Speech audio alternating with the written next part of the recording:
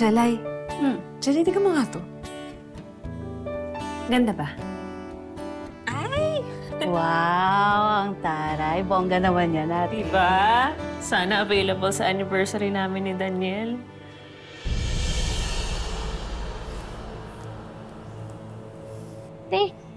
Tanong lang.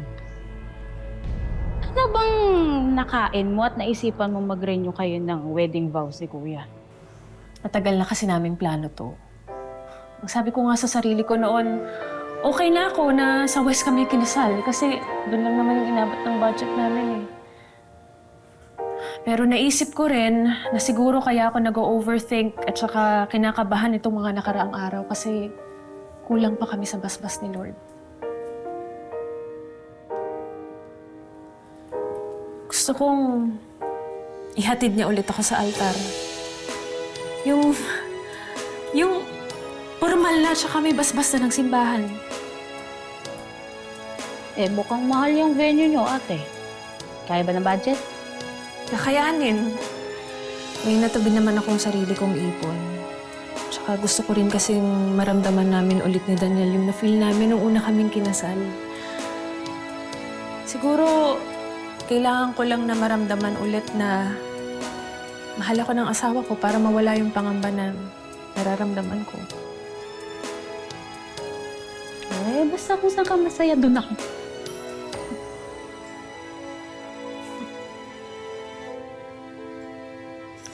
Ay, excited na ako.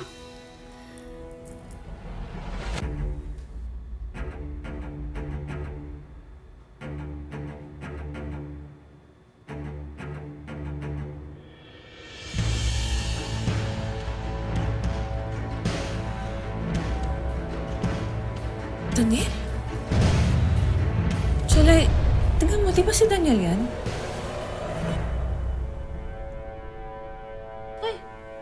Oo nga, kamukhang-kamukha ni Kuya.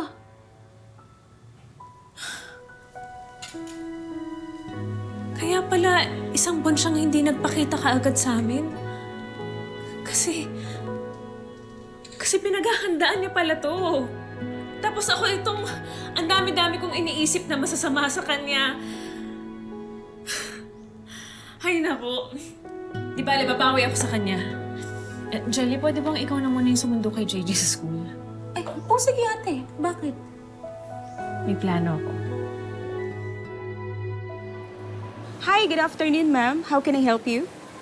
Magsettle lang sana ako ng remaining balance for a suit. Sure po. Ano pong pangalan? Daniel Estrella. Daniel Estrella? Yes. Ma'am, nasettle na po yung payment ng suit. Kakabayad lang po ng soon-to-be wife niya. Paano nangyari yun? Ako yung asawa niya.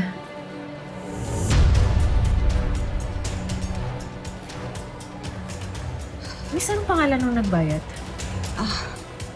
Ma'am, pasensya na po. Hindi ko po pwedeng sabihin eh. Sige na naman, oh. Pasensya na po talaga. Bawal po talaga sabihin.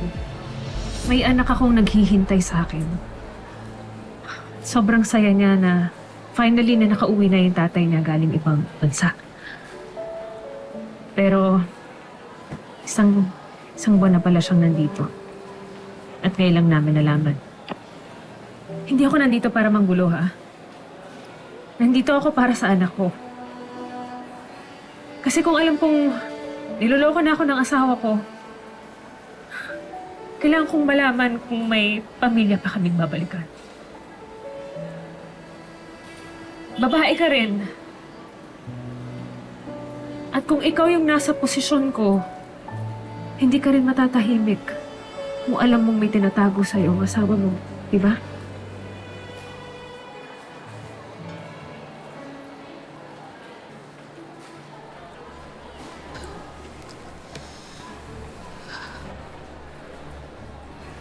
Settle na po ang payment ni Miss Selena.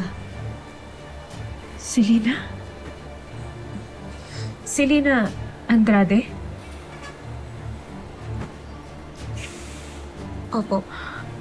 Sila po yung magkasamang nag-final fitting po dito kahapon. Is this turning you on?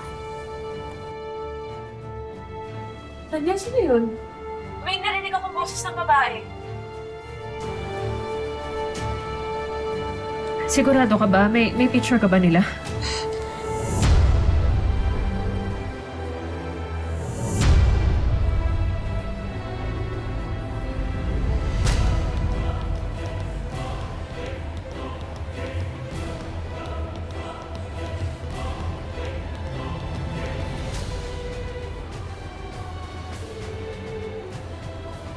It looks expensive. Nice necklace. Bigay ng asawa ko. Oh, I see. It looks very familiar.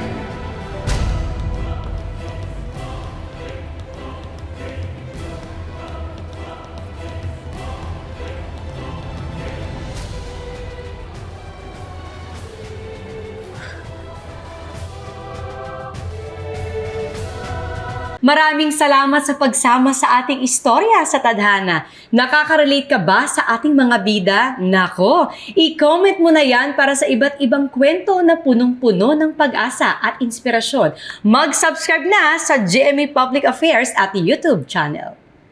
I-click na rin ang bell button para lagi kang updated sa pinakabagong storya ng Tadhana.